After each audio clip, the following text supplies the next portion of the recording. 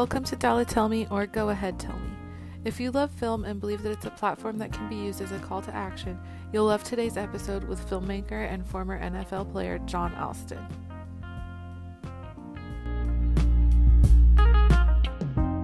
So if we can start off kind of just tell us a little bit about yourself, how you got your start, and I know you were in the NFL for a while and then into film, so I'd love to hear how you went from NFL to film and what kind of brought you to where you're at now.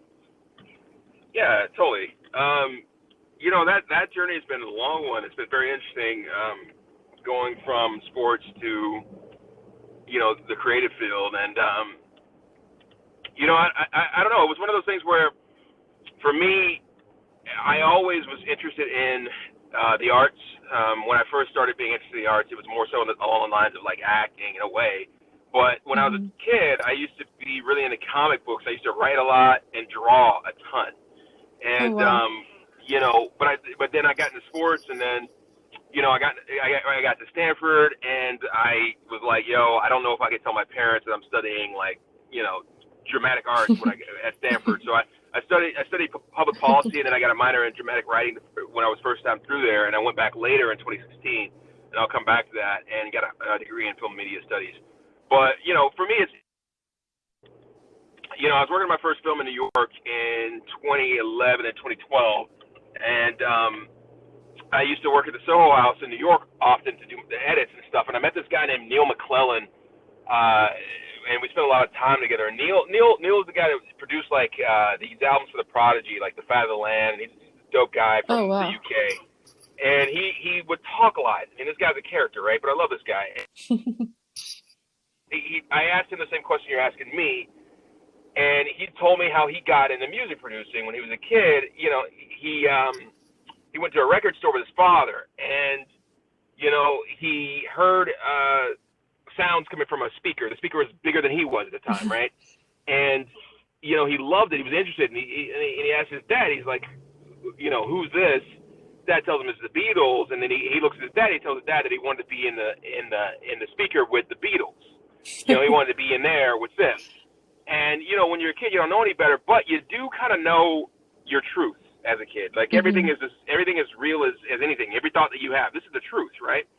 And, what he taught me, our conversations was he's like, look, a lot of people, if you really look at it, we kind of know who we are at a really, really early age, what we're interested in, right? And when you're a child, you're more likely to accept that, right? You don't have to deal with the questions that anyone else brings. And so, for him, music was always in him. It was in his soul, right? And for me, I think writing, creating, crafting, directing, this is what I do now is just an evolution of what I used to do naturally. You know what I mean? Yeah, of course. So, studying dramatic writing was a great thing. My last year, right before my last year in the NFL, right before I signed my deal with the Tampa Bay Buccaneers and I was leaving the Raiders because I was a free agent, I did a it was like a month at New York Film Academy, and that was a really, really great experience in New York City, and I did well and studied directing there a little bit, and I was like, you know what, I feel very natural at this. And then I went out and I started I bought some camera equipment, and I really started teaching myself photography, studying the craft more, reading books, breaking things down, and I was like, this is I don't know, I just feel drawn to this. And then after I retired that year because of a couple of concussions in my fifth year in the NFL, moved back to New York and started working on an independent feature after doing a commercial or two. And that independent feature, I wrote it really fast, but it took about 3 years to finish. We produced it within 3 months of me writing it, which is crazy. That's a whole other story on its own. It's on iTunes now. It's called Red Butterflies. It's a really cool movie, but it was my first thing, right? And but it took 3 years to finish. I didn't know what I was doing as far as post-production is concerned, and getting through it and really trying to understand, really just trying to understand what it means to make a movie, market a movie, sell a movie, move a movie. I didn't know, but I was like, you know what, I have to try, because otherwise, if I don't pay my dues and I don't push myself, I'm not going to really invest in this something that I really care about. So I was like, you know what, I'm just going to jump in, go all in. I'm not going to waste any time. I'm just going to succeed or fail. I just know I'm not going to quit. You know what I mean? Yeah, of course. And so, that just kind of started the journey. I mean, look, where I'm at now, 10 years later, I would have to believe that, you know, I'm much better at my craft. But there were some things that I think that I just naturally had and naturally did early on that I actually want to continue to expound upon and use in my art as I continue to grow. So that was the kind of the start of that. In 2014, that movie premiered at the St. Louis International Film Festival, which was great, having that relationship with St. Louis and all these other things. And then, you know, coming from that, after that premiered, I started writing again. Michael Brown was killed on August 9th of 2014. And, you know, there was a lot of divisiveness around that. I was in St. Louis. You had the Ferguson protests. The city was on fire. It was just a lot, and I wanted to understand it more, so I started reading everything that I could. I started reading the DOJ reports, the grand jury testimonies, and understanding and piecing these things together just so I could be like, look, I need to understand it so that I can figure out a way to communicate with the people that I know who are on both sides of this narrative, you know? Yeah. And I found a lot of stuff, and then I started writing. I just started writing about this, and I wrote a pilot called Ferguson. At the end of it, it was 183 pages at first. I whittled it down to 55, Wow. like nice pages, I know, of work, and it became a story that eventually, like, I didn't show anyone really until, I guess 2018, and wound up getting an agent off of that, and started working in television off of that. But in between there, I went back to Stanford in 2016, spent a whole year, got a degree in film media studies. Wow. It was hard because I studied the history of film and, you know, did a whole major in 3 quarters. But, you know, maxing out how many units I could take at that time. But, you know, it was one of the best years of my life because I got to immerse myself in nothing but film. Wow. And I learned a ton because then I went from, okay, film is, you know, like Stanford's very great, like very good at teaching film theory. It's not a production campus. I mean, the docu program MBA is wonderful. It's one of the best in the world, which I had a lot of classes with a lot of those like really brilliant minds, which was great. But from a production standpoint, that's not what we did there. But we studied and we understood. We studied theory, and like coming from like spending 3.5 years working on a feature film myself, like taking that experience, blending it with theory, it completely blew my mind, right? It completely changed how I look at the art form. Then from there, I was like, I got the bug. I got to get deeper into this. I applied to USC's graduate program, got into there. I was there for a year. That was great. Did great there. Met a lot of great people. And then this television show, All American, started being crafted, created, and they were looking for writers. And I found a way through a friend to get an interview with the showrunner at the time. And, I wound up getting the job. I was there for 2 years, and all of a sudden, I have a career in Hollywood. Wow. And then, then now I'm like, working on this story about Bruce Franks Jr., which is an adaptation of the short doc that was nominated for an Oscar called St. Louis Superman.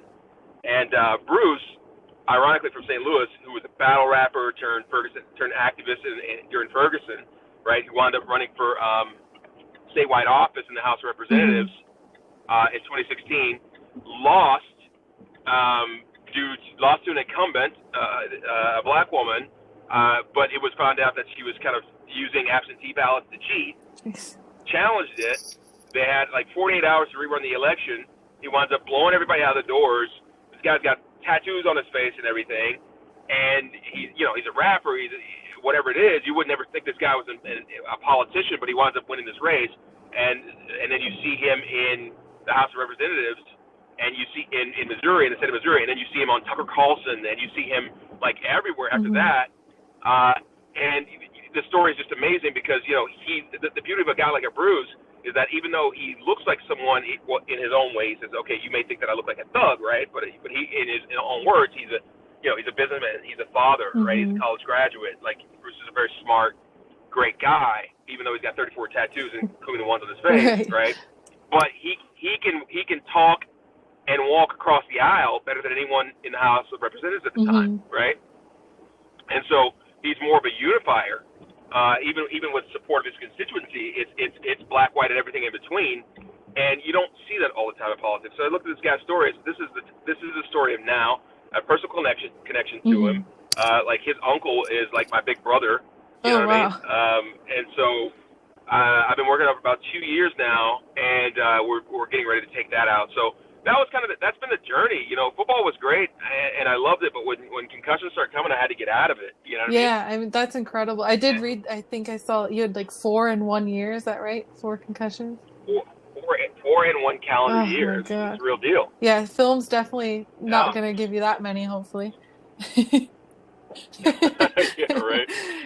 Yeah, Yeah. that's an Heart attacks, not concussions. exactly. Yeah, especially studying it at Stanford, I can't imagine. It was a similar thing at at Berkeley. It was the same thing. It was all theory instead of production. So I totally can relate to Yeah. just like immersing yourself into the history and learning just everything from like German film to Chinese film and all everything in between and the history of all that. It's really incredible. So um, It really does, and it really informs what you're doing. And I firmly believe, like, if you want to grow as a filmmaker, you have to study. You got to know where this comes from. You got to know the depths. You got to understand, like, what the meaning of a shot is. And what was beautiful about, like, going through and doing that, and, like, what was so eye-opening is, like, look, the early filmmakers, they were scientists. They wrote about what they were doing, mhm. these experiments in film, right? Like, beautiful stuff. Like, you know, everybody reads the book Save the Cat now, Mhm. but no one realizes that, like, Sergei Eisenstein had a short that he had done when he was testing, like, what makes someone likable, and he had a protagonist that was literally just saving cats Yeah.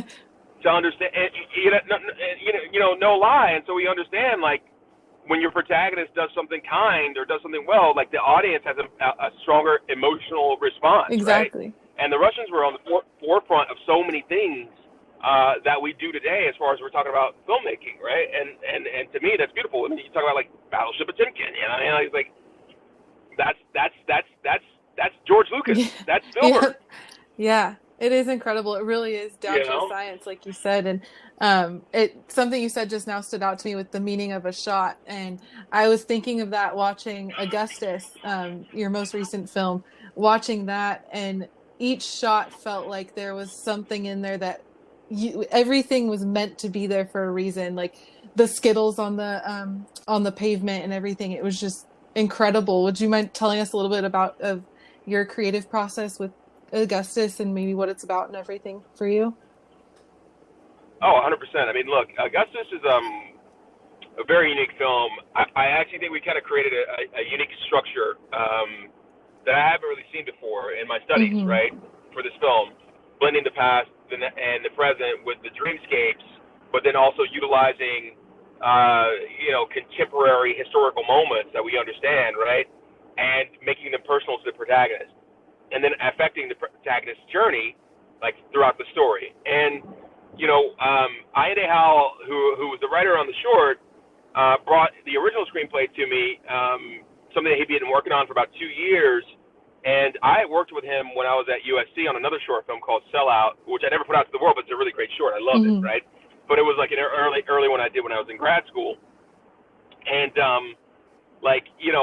I just kind of, like, listened to the world, right? The world will tell you some things sometimes, which is really interesting, because what had just happened was Allende was in a Gillette commercial where he played the father of the linebacker for the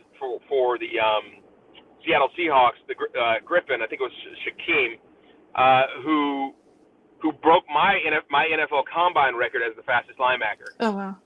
My record had stood for about 12 years, and he broke it, Wow. right? And Allende played his father in that commercial, which I thought was amazing, Mm-hmm. right? So I looked at it when he came to me, I said, look, there's something that's telling me to do this, right? And so, at that point when I read the original screenplay, which had a lot of these great ideas that you do see on screen when you're talking about blending the time periods, I was like, because of my experience as a writer, I was like, let's make it more personal, right? Let's make the protagonist more active, right? Let's follow his headspace throughout the story. Let's be strong and smart about our structure, and we've got something here. And we honed it in. It took about 2 months. I was very fortunate to get Matt Edwards, our cinematographer, who was amazing. We were just lucky enough to talk about our process in Variety with Jazz 10K, the artist editor over there. We came together and we believed in the story, and we kind of made something. We made something that we felt was great because the story itself was so strong and pertinent to where we're living now. But as far as that story is concerned, considering like exactly what you're saying, we kind of poured our hearts into the screenplay and kind of believed, okay, well, we only have 3.5 days to shoot this, but so that means that we have to be very deliberate about everything that we are doing, Mm-hmm. right? So what you're saying is a truth. We are really looking to say things in each frame because, I spent a lot of time studying stuff like 12 Years a Slave when I made that, which is a masterpiece in so many ways. And, some things only upon like the 20th viewing does like the truth become apparent of the intention of the creatives, yeah, right? Absolutely. And then you discover, oh my God, there's this and this and this.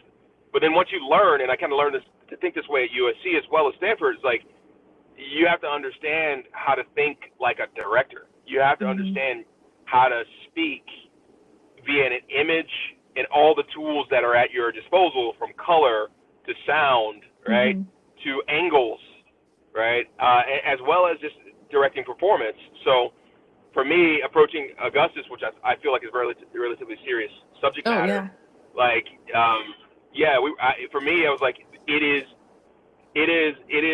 going to be very, very, very necessary for us to make sure that we are treating this subject matter with reverence, because this is a short film, this is a story that's either going to go well, or go nowhere, right? Because it was a risk, and I think that as a team, from costuming to production design, cinematography, obviously lighting and gaffing, I think our whole team did very, very well, and I'm just proud of what we were able to achieve with that film. Oh, absolutely! I think your whole team should be so proud of themselves and just stunned. It was funny. I was watching it and I was thinking, like, this is what I miss from being in school for film, like, is watching the short films, because they do have, I feel like they're so much more impactful when they're short and they have that, just every scene is so powerful and it doesn't have the over the top, like, ridiculous production. It's strictly about the film and the meaning behind the film. And I really, just really loved watching that, and the meaning behind it and how it ties into everything that's happening in the world now. And it's just incredible. And I think it's something that everybody should see. It was, I love that there was no holding back in the discomfort of the subject matter. It really, like, you weren't afraid to make the viewer feel what was meant to be felt in that moment. And it was just really stunning. No, I appreciate that. I have to continue to credit that with our team as well, because, like, for me, personally, like, I'm not a super social person, like, I love watching my movies, I like hanging with friends here and there, but I'm not, like, super out there always. And with this story, we kind of push boundaries, and I think that kind of happens when you come with good collaborators, because you push each other, you know what I mean? And you do have to do that with film. You do have to do that with arts. You need to push the boundaries, You need to open yourself up, right? And so I'm always trying to look at myself and say, where am I getting in the way of what the story is trying to do, and step out of the way more and more and more as we approach the subject matter, And but yeah, like what you're saying with the Skittles, there's a lot of obvious alliterations to Trayvon Martin. You may or may not have picked up the Sandra Bland references, right? Right. The hanging scene with the wife in the dream, so a year after Sandra Bland died, the police force finally released, like, her own recording from her cell phone of the incident when she was arrested. Oh, wow. Which is completely different than what we got from beforehand. So when we're dealing with Kim Maniega, who was a beautiful, guy with the soundtrack, he did a great job.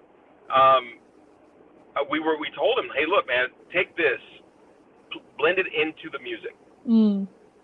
Take this audio, put it here, right, and build from there, because it's necessary when we're talking about some of the themes. And when Augustus himself says, and he's telling his wife Anna, he's saying, hey, look, it's always the same, right? And it's something that he comes to the revelation through his dreamscape, through his dreams, right? It's always the same. Like, if I don't do something, if I don't stand up, if I don't say anything, like, what I'm living now is going to be the same, 200 years from now, right? And that was an issue that's problematic, you know what I mean? And so, like, what becomes interesting too is, like, what is it like, say Frederick Augustus Washington Douglass, did have a dream where, to us, it's Trayvon Martin, but to him, it's his son. Yeah. You know, that was one of the biggest questions, right? It's personal. How would he react, right? But we are all the descendants of that ideology. We are all the descendants of Douglas, you know? And so that's kind of the things that we're saying, we're putting into this story. And one of the things I always say is, like, look, one of the biggest things that we tried to approach when we talked about this film was, like, you know, look, if MLK had a dream, we are living Frederick Douglass's nightmare. And that became apparent last summer, right, in July, when they were destroying Frederick Douglass statues, you know, tearing them down. You may think that history is irrelevant, but history is as prevalent as the present, right? It is as relevant, right? And if we ignore that history, right, then you forget, and you continue, and we're completely destined to repeat it, right? And not in great ways. And so these are the things that we kind of really, really like put our hearts into when we were like, look, we have to do this. We have to do this right. We have to try to really tell the story right. And I think one of the most things that one of the things I'm most proud of is like the performance of the actors, right? And because they really bought in and gave, and I think that mattered most as far as selling the story. 100%. Yeah, they were incredible. The scene where Augustus is laying in the bed with his wife, and they're talking about his freedom and how his courage and everything is what got him his freedom, and that scene was one of my favorites in the whole film. And just laying there talking it felt like you literally were right there with them, and that was just a really special scene, I thought. And the beauty of that, though, you know, I'm really thankful for Andy and Michelle. That came out of rehearsal. Oh wow. You know, it came out of rehearsal because when we were building it in the script, we were like, look, this is the middle of the movie. This is a cementing of the back half. So what we wanted to do there was the first half of the film, Augustus is experiencing these dreams, and he's experiencing this stuff at work, and he's trying to be like a man. He's trying to keep it to himself. He's trying to, be strong. And it's affecting his relationship with his wife. You see early on, she calls for him and he leaves. He just goes to work, right? When he comes home after being denied his wages for his work, XYZ, like, she breaks him down in a way, right? Like, he finally opens up. And in that opening, it cements that they are stronger when they are together. But he brings her into his world then, right? And only through that unification and that communication were they strong enough, especially him strong enough, to continue to battle these oppressive, the oppression that he was going through at work, but also these dreams, right, going forward. She gave him the courage. Their union gave him the courage, right, necessary to do that, even though he was hesitant, et cetera, et cetera. But it became apparent to him the necessity of speaking up after, you know, she also was able to witness for the first time what he had been enduring in his dreams. She shared one. And I thought that was a cool moment. Yeah. But at the same time, like this film and my next works going forward, I like to explore and examine Black masculinity in the context of the United States of America, right? Because Black culture is a matriarchal culture. Yeah. You know what I mean? But no one wants to admit or accept that and talk about that so much, right? But it's a matriarchal culture. You know, we need our women, right? And we need our women for our support, and you know, as much as anything, right? It's not like, oh, just go out and conquer and all these other things. It's like, no, we need to be unified people.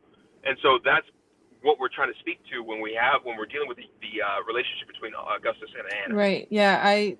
Their relationship was one of the standout things in that film for sure. I loved listening to that conversation with them and everything. So yeah, wonderful job to you and the writers and everything and the actors. It was amazing. But on that same subject, I did want to ask you your input or thoughts on as we're in Black History Month and with everything that's happened in the past year, and how kind of just tell us how you feel about it, how you think that we should, or your thoughts on how we should celebrate and learn this month. And I mean, in my opinion, it needs to be every month of the year and not just this one month, but I also think it's important to highlight this month as well. Yeah,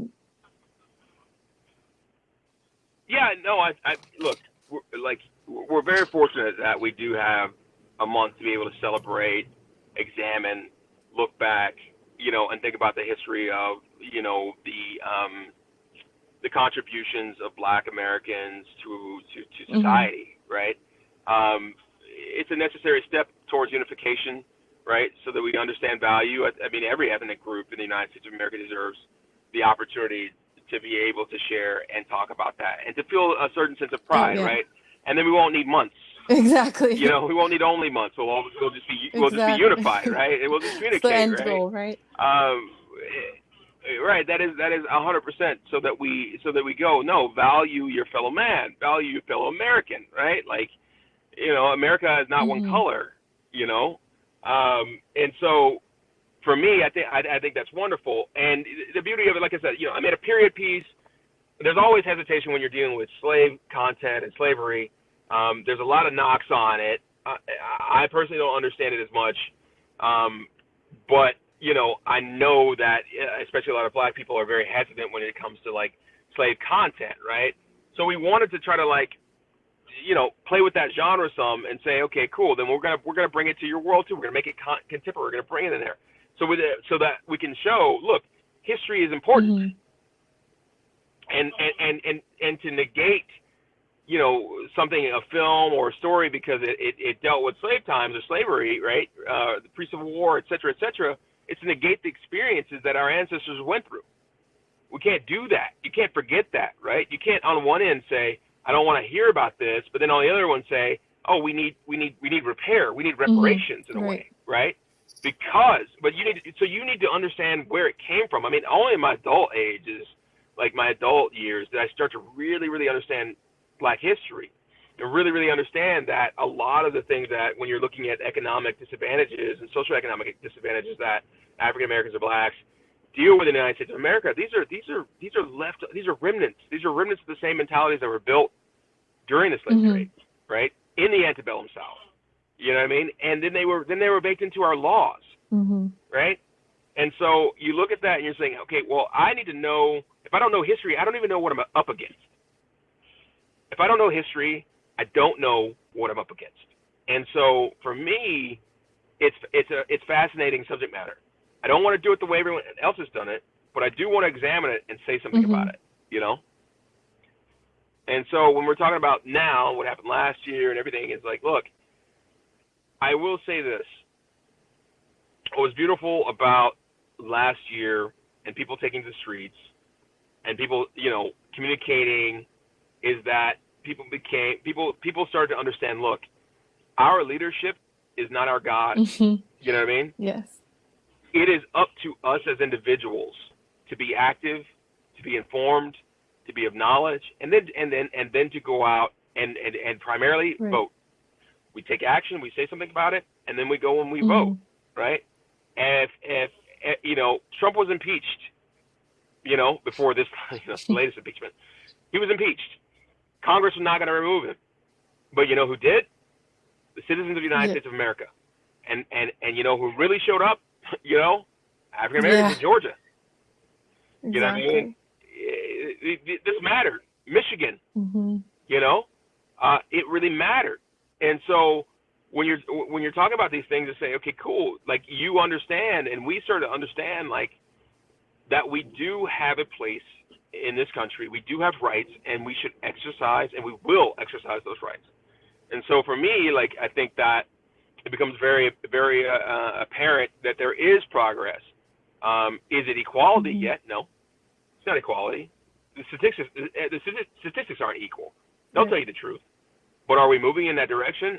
I do believe so, as long as we continue to do the things that I just spoke of. Because now our next challenge is going to be fighting larger laws and larger efforts to suppress the vote. They've already introduced multiple bills in the state of Georgia to suppress the vote in regards to the next elections, right?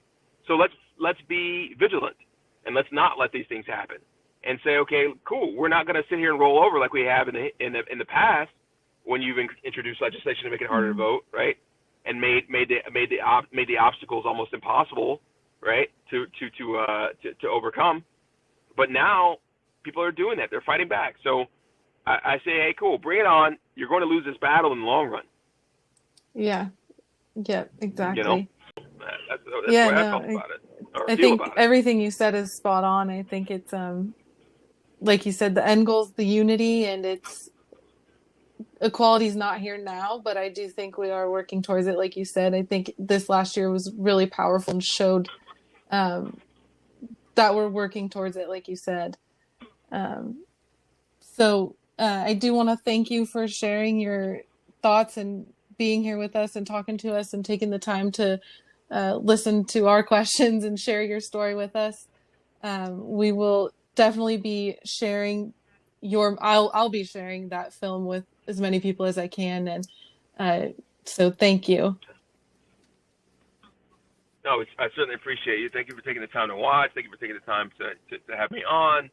We're going to be showing at New Filmmakers Los Angeles on the 20th of this month. We're honored to be there. And we just had a lot of beautiful things coming about with the short. I want as many people who can to see it. So thank you so much for sharing it, communicating about it, talking to me.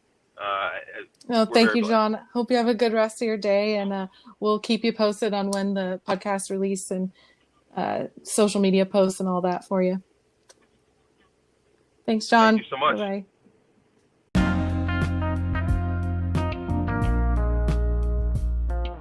And thank you for listening. Follow us on social media and wherever you listen to your podcast for more inspirational stories from the world's positive changemakers.